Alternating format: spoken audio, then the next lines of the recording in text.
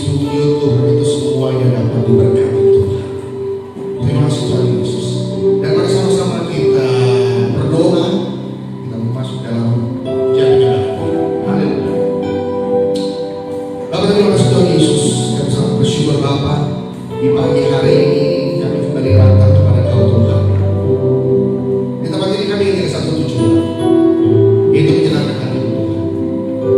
Kami hormati Kau Tuhan di tempat ini. Kemuliaan, pujian itu hanya untuk Tuhan Yesus. Sertai kami semua di tempat ini Tuhan. Dan yang menonton live streaming Tuhan, Kau berikan jamahan yang sama, yang sakit Kau lepaskan, yang terikat Kau lepaskan ya Bapa. Terima kasih Tuhan. Kami mau serahkan semua jalan ibadah ini Tuhan Yesus. Di dalam nama Yesus, dalam nama Tuhan Yesus Kristus, kami mau mulai ibadah ini. Haleluya. Dan sama-sama kita mau katakan amin, amin, haleluya, haleluya.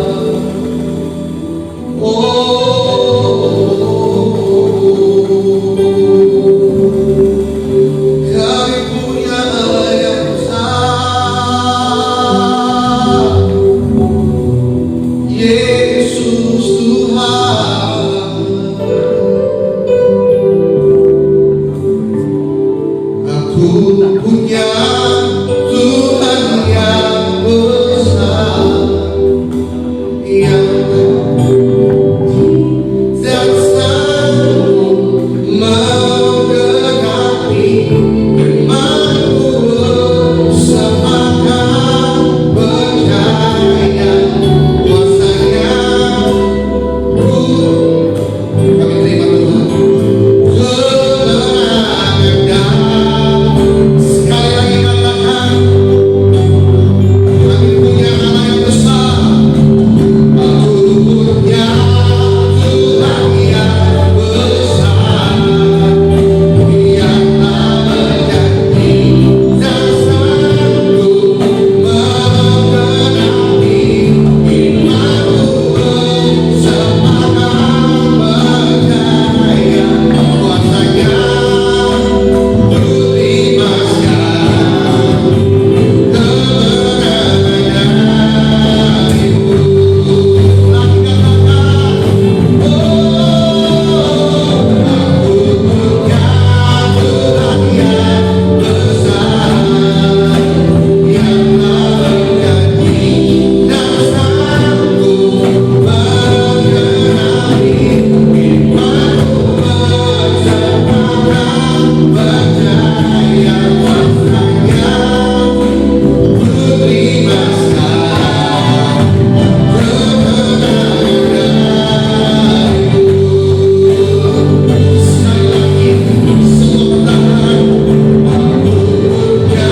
Tuhan yang besar, yang menjadi dan sanggup menggenapi imanku, sepakat percaya kuasanya.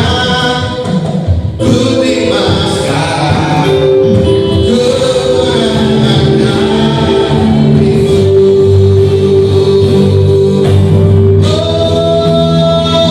aku punya Tuhan yang besar, yang menjadi dan sanggup menggenapi imanku, sepakat percaya kuasanya.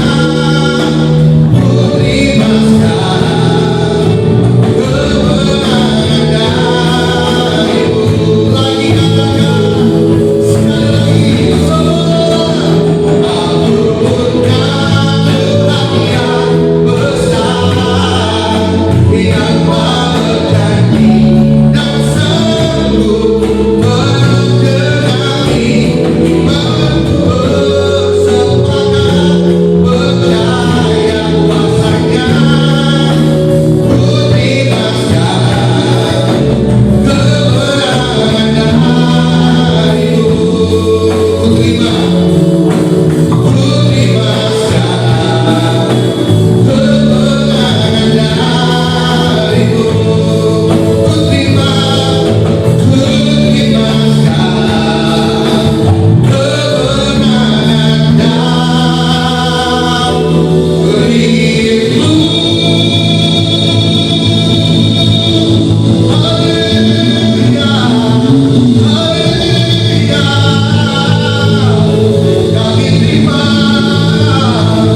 Kami terima kemenangan darimu, Tuhan.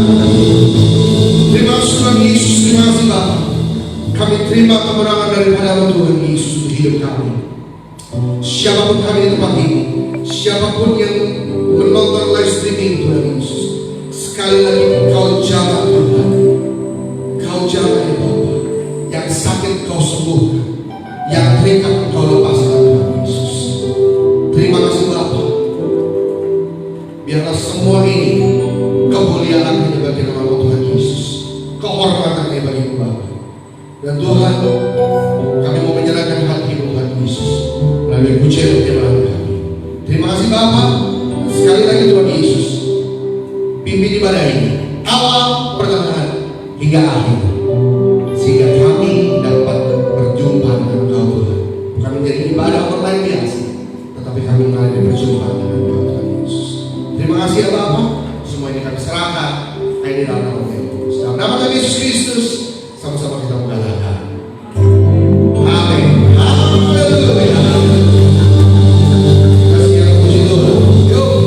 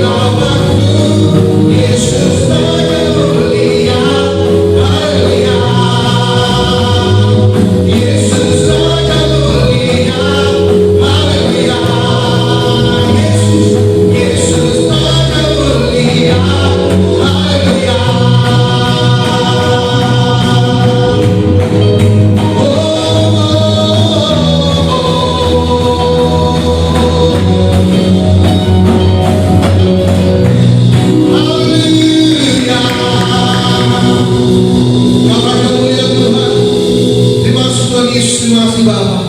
Di dalam setiap ujian penyembahan kami Tuhan. Dan sama-sama kita mengatakan, amin. Haleluya. Dari semula telah kau tetapkan hidupku dalam tanganmu, dalam rencanamu Tuhan.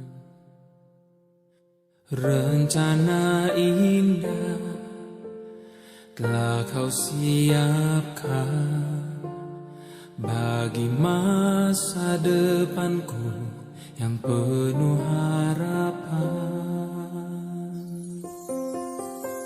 Semua baik, semua baik, segala yang telah kau perbuat di dalam hidupku.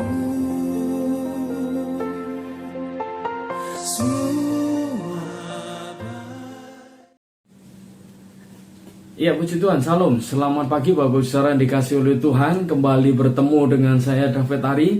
Dan saya berdoa Anda diberkati pagi ini, tetap sukacita, tetap semangat, dan selalu sehat senantiasa di dalam berkat Tuhan. Kita masuk dalam bulan yang baru, bulan yang penuh berkat Tuhan. Saya percaya bulan di mana Tuhan akan menyatakan kemurahan demi kemurahan kepada Bapak Ibu Saudara sekalian. Tapi sebelum saya berbicara lebih jauh, mari kita berdoa bersama-sama. Bapa, di dalam nama Yesus, berkati hamba-Mu yang tidak ada apa-apanya ini, dan kami minta hikmat-Mu, minta pengertian-Mu, dan kami hamba-Mu berdoa. Setiap kami yang mendengar firman hari ini dikuatkan, diteguhkan, semangat lagi, bangkit lagi, dan terus percaya kepada-Mu. Urapi hamba-Mu, urapi semua yang mengikuti pemberitaan firman-Mu ini. Dalam nama Tuhan Yesus Kristus. Haleluya. Sama-sama berkata, amin. Puji Tuhan, sebelum Anda mendengar firman ini, kita mendengar satu pujian, dan saya percaya Anda meyakini, Anda mengimani, Anda mempercayai bahwa itu pasti terjadi dalam diri kita.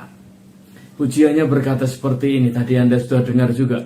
Dari semula telah kau tetapkan hidupku dalam tanganmu, dalam rencanamu Tuhan.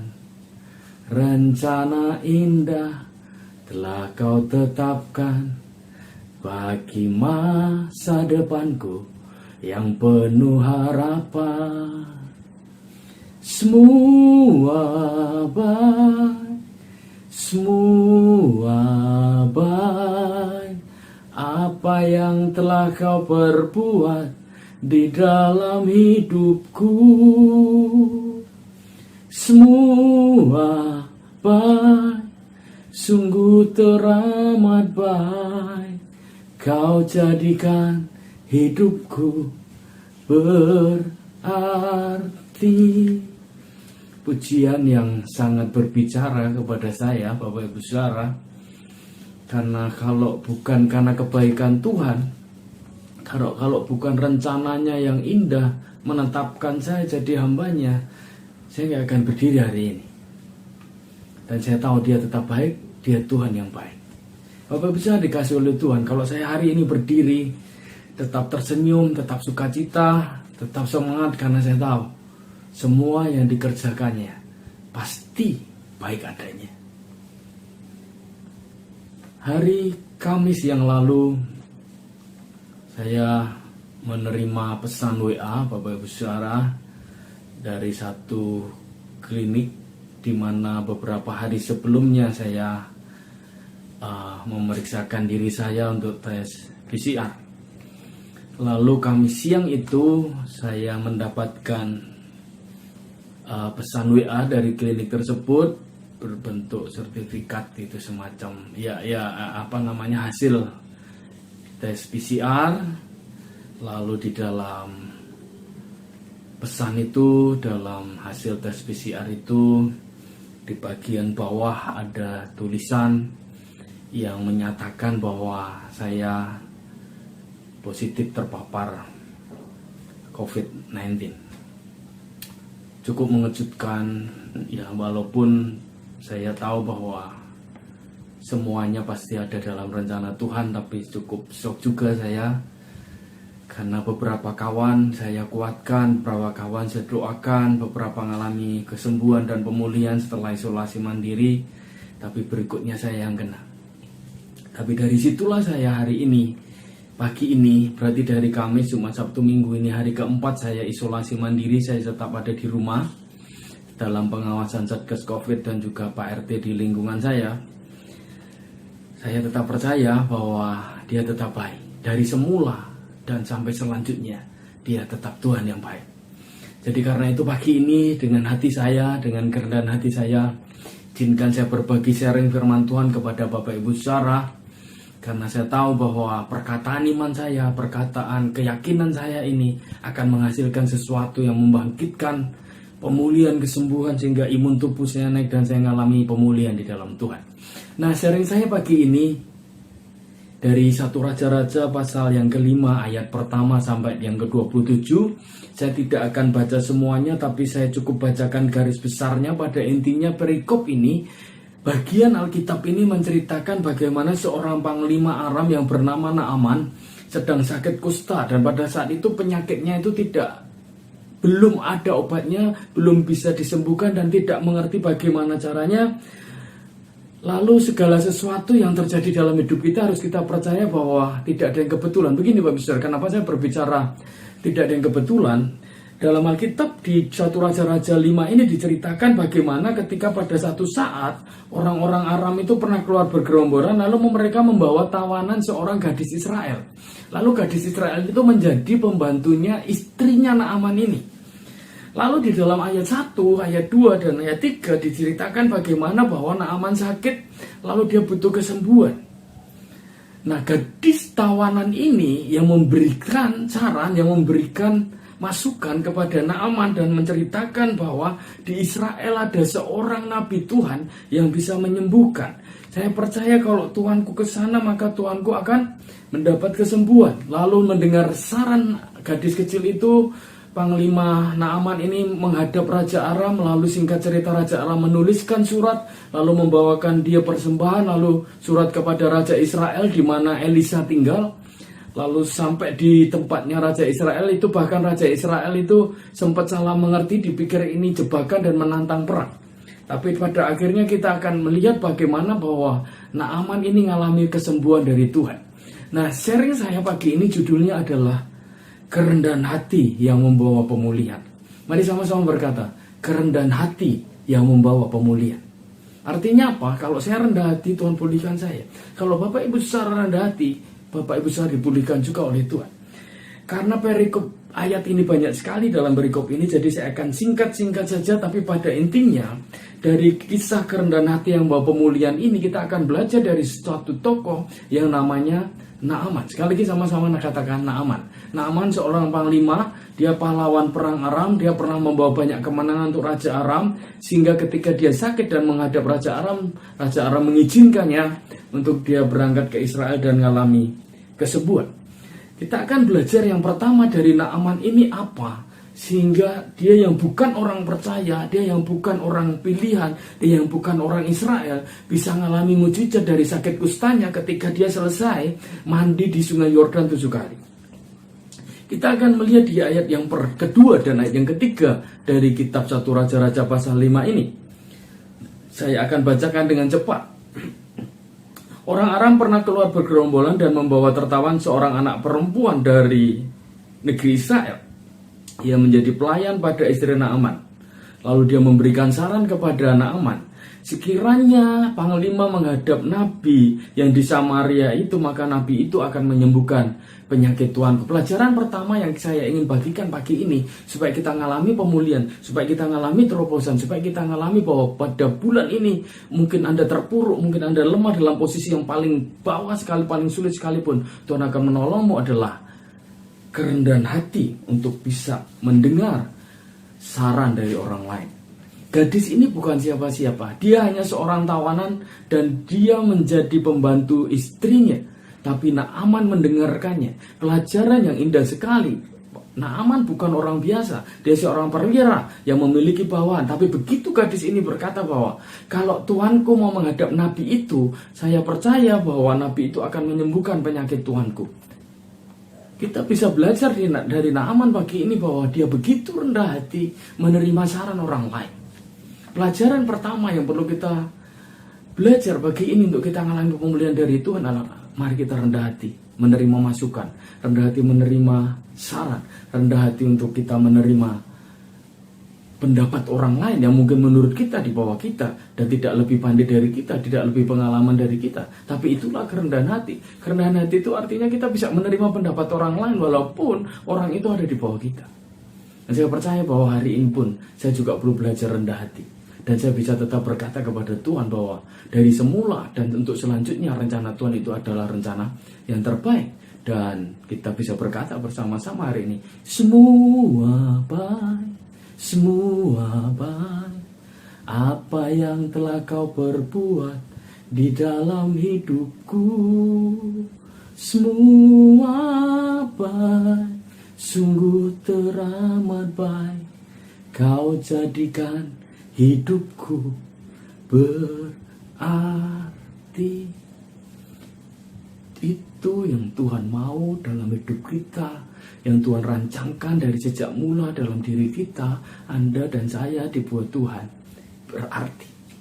Kesadaran bahwa saya ini berarti, kesadaran bahwa dari sejak mulanya Tuhan memilih saya dan saya tidak akan mati karena pandemi ini. Makanya saya bisa berkata hari ini bahwa kita akan berjumpa lagi dalam pelayanan-pelayanan yang hebat, dalam pelayanan-pelayanan yang luar biasa, karena Tuhan memulihkan kita, Tuhan menyembuhkan kita. Anda semua yang sakit, Anda semua yang lemah, percayalah bahwa darah Yesus masih cukup sanggup untuk membuat kita pulih. Darah Yesus masih cukup bisa untuk membuat kita mengalami kesembuhan dalam diri Kristus. Yang pertama, rendah hati mendengar saran orang lain. Bagian yang kedua, kita akan melihat sedikit tentang Naaman ini lagi. Ada 3 poin yang saya ingin bagikan di awal bulan Agustus ini. Sederhana, singkat sekali, minta maaf karena beberapa situasi. Hari ini saya singkat saja, tapi saya berdoa pesan ini bisa memberkati Anda dan Anda semua mengalami pemulihan karena kerendahan hati yang kita miliki di hadapan Tuhan. Singkat cerita, akhirnya Naaman berangkat ke Israel setelah dapat surat dari Raja Aram dan surat itu diterima oleh Raja Israel. Lalu akhirnya dia sampai ke tempat rumahnya Elia. Kita lihat di ayat 9 dan 10, 1 Raja-Raja pasal 5, saya baca dengan cepat. Kemudian datanglah Naaman dengan kudanya dan keretanya berhenti di depan rumah Elisa. Elisa menyuruh seorang suruhan kepada Naaman dan mengatakan, pergilah mandilah ke sungai Yordan 7 kali, maka penyakitmu itu akan sembuh. Bapak Ibu Saudara, perhatikan sesuatu yang menarik terjadi di sini. Naaman bukan orang biasa. Sekali lagi tadi di ayat 1 dikatakan dia panglima Raja Aram. Dan dia juga berangkat dengan surat dari Raja Aram. Dan dia juga dapat ACC dari Raja Israel untuk dia menghadap Elisa. Tapi perhatikan di ayat 9 dan 10 ini, Elisa bahkan tidak ketemu dia. Elisa bahkan tidak menyambut dia. Elisa bahkan tidak menjamu dia dan berkata silakan, tidak. Elisa menyuruh seorang suruhan dan menyampaikan pesan kepada Naaman. Pada awalnya memang Naaman cukup marah, gusar. Karena apa? Karena udah jauh-jauh dari Aram ke Israel, saya cuma disuruh mandi. Di Aram banyak sungai, Abana, Parpar, dan semuanya lebih bagus dari sungai Yordan, gitu kata Naaman. Tetapi para prajuritnya, anak buahnya berkata, Tuhan cuma disuruh itu saja, masakan Tuhan tidak mengerjakan? Sekali lagi kita bisa melihat di sini Naaman mau mendengarkan saran dari orang-orang yang di bawahnya, anak buahnya di sini. Yang kedua yang kita bisa belajar bahwa akhirnya Naaman merendahkan diri meskipun dia tidak ditemui oleh Elisa, tetapi oleh suruhannya saja. Menarik sekali, perwira ini bisa menjadi contoh buat kita. Dia bukan orang biasa, dia punya jabatan, dia bahkan membawa persembahan untuk Elisa. Nanti kita akan lihat di bagian yang ketiga. Tapi dia bisa merendahkan dirinya dan dia tetap menuruti apa yang dikatakan oleh Elisa melalui suruhannya. Dan dia mengalami kesembuhan dari Tuhan. Mandi 7 kali di sungai Yordan. Bahkan Alkitab berkata di raja-raja ini, kulitnya menjadi seperti kulit bayi, mulus, bersih, lebih bagus dari kulit yang sebelumnya. Yang pertama, dia rendah hati untuk mendengar saran orang lain. Yang kedua, dia rendah hati walaupun dia hanya ditemui oleh seorang suruhan yang bukan apa-apa, bahkan namanya nggak disebutkan di sini. Tapi kemungkinan ini adalah Gehazi. Tetapi kita bisa belajar bahwa rendah hati itu membawa pemulihan. Bagian yang ketiga, Bapak Ibu dikasih oleh Tuhan. Ayat yang ke-15 dan 16. Setelah dia mengalami mujizat, setelah dia mengalami kesembuhan, setelah mengalami sakit kusanya disembuhkan, dia kembali kepada Elisa.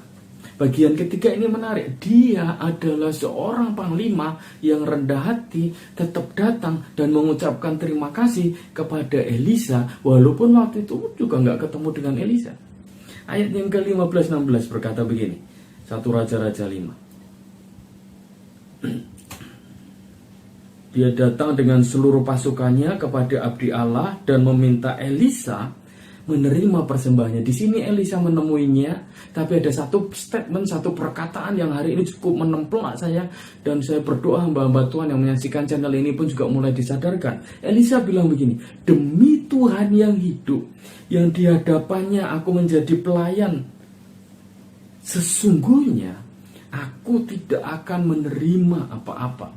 Sekali lagi, demi Tuhan yang hidup, yang di hadapannya aku menjadi pelayan, sesungguhnya aku tidak akan menerima apa-apa. Elisa benar-benar hamba Tuhan dengan motivasi yang benar, dengan integritas yang benar, sehingga ketika Naaman datang dan memberikan persembahan kepadanya, dia berkata, oh no, tidak. Kalau dengan bahasa saya sekarang artinya apa? Aku terima ini dengan cuma-cuma dan aku berikan juga dengan cuma-cuma. Kenapa? Karena kita disembuhkan. Karena Anda disembuhkan bukan karena saya, tapi karena kuasa Tuhan gitu. Karena Elisa pun gak melakukan apa-apa, walaupun saya percaya apa yang dikatakan Elisa itu diinspirasi oleh Tuhan.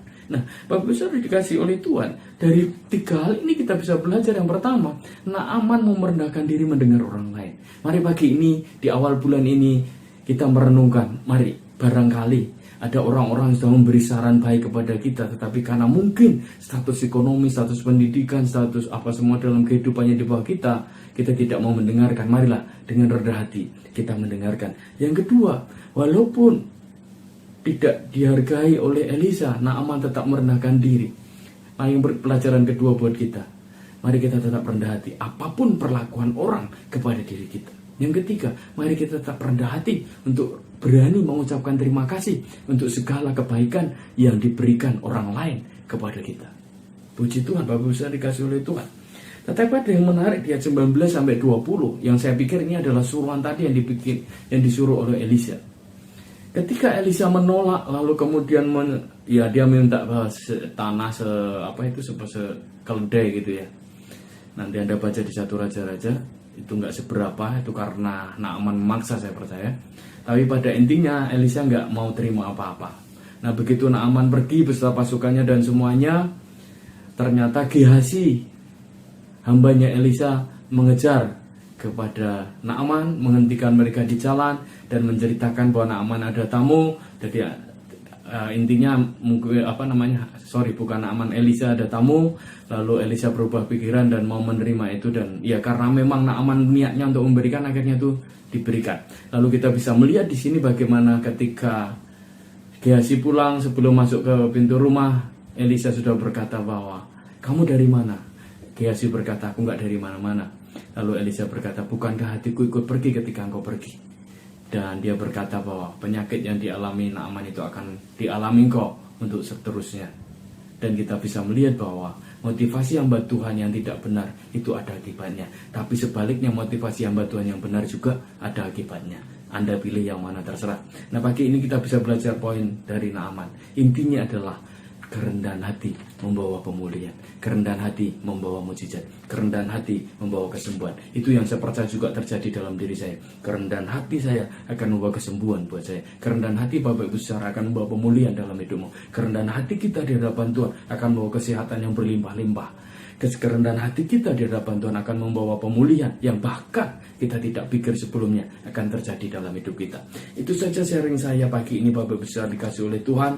Mari kita berdoa sebentar untuk firman Tuhan dan kita akan mengikuti perjamuan kudus, karena ini adalah minggu yang pertama. Sebelum kita perjamuan kudus, mari kita berdoa. Bapa, terima kasih untuk firman-Mu yang sederhana, simpel hari ini. Di awal bulan Agustus ini, biarkan kami memiliki kerendahan hati, supaya kami mengalami mujizat. Di awal bulan Agustus ini, biar kami mengalami pemulihan-Mu, diawali dengan kerendahan hati yang kami miliki. Terima kasih untuk Naaman, bukan orang percaya yang agak. Bapak Ibu Saudara yang sudah siap hostinya, rotinya, mari Bapak Ibu Saudara siapkan, dan kita akan mengangkat roti kita lebih tinggi dari kepala kita. Dan Bapak Ibu Saudara dengarkanlah firman Tuhan.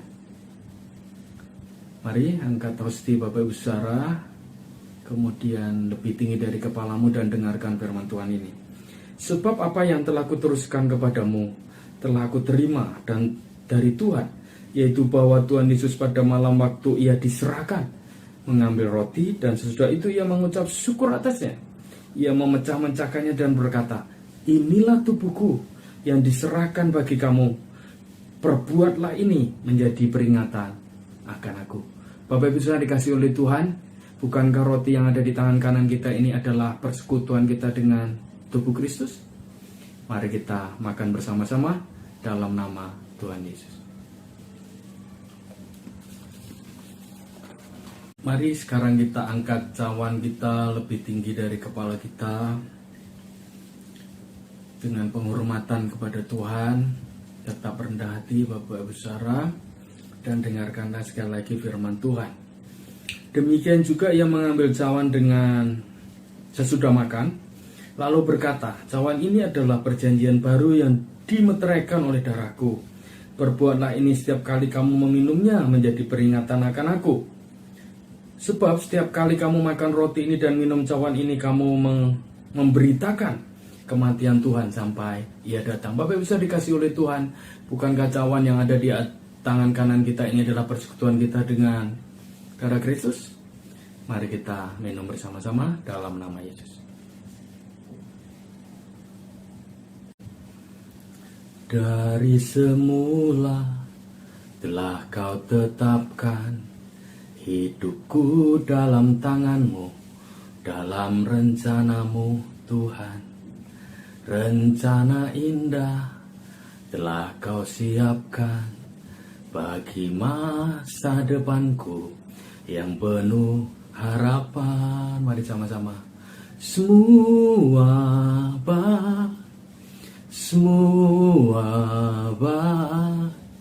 apa yang telah kau perbuat di dalam hidupku, semua baik, sungguh teramat baik.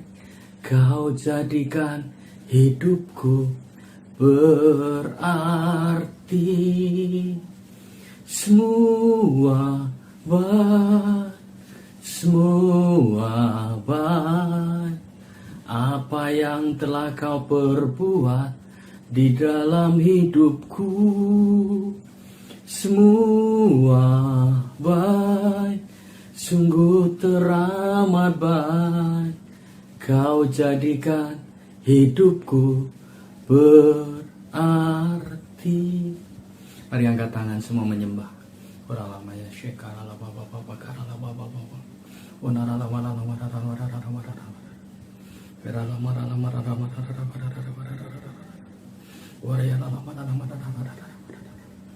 Dari hati saya yang paling dalam pagi ini, izinkan saya mengangkat tangan. Mari Bapak Saudara arahkan hatimu kepada Tuhan, dan terimalah berkat hari ini dari Tuhan, kesembuhan, pemulihan, kesehatan, kekuatan, kemenangan di dalam Yesus Kristus.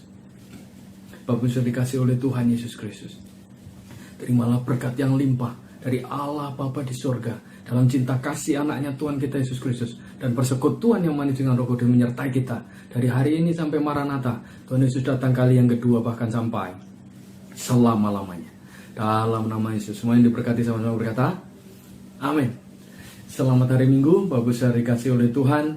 Tetaplah bersukacita, tetaplah bergembira, karena Amsal 17 ayat 22 berkata bahwa hati yang gembira adalah obat yang manjur untuk segala sakit penyakit kita. Tetap bersemangat menyambut bulan yang baru, tetap percaya dan tetap jaga kesehatan, ikuti protokol kesehatan dalam setiap aktivitas Bapak Ibu Saudara sekalian. Saya David Hari mengucapkan selamat hari Minggu. Tuhan Yesus memberkati. Haleluya. Amin. Dari semula telah kau tetapkan hidupku dalam tangan-Mu, dalam rencana-Mu Tuhan. Rencana indah telah kau siapkan bagi masa depanku yang penuh harapan. Semua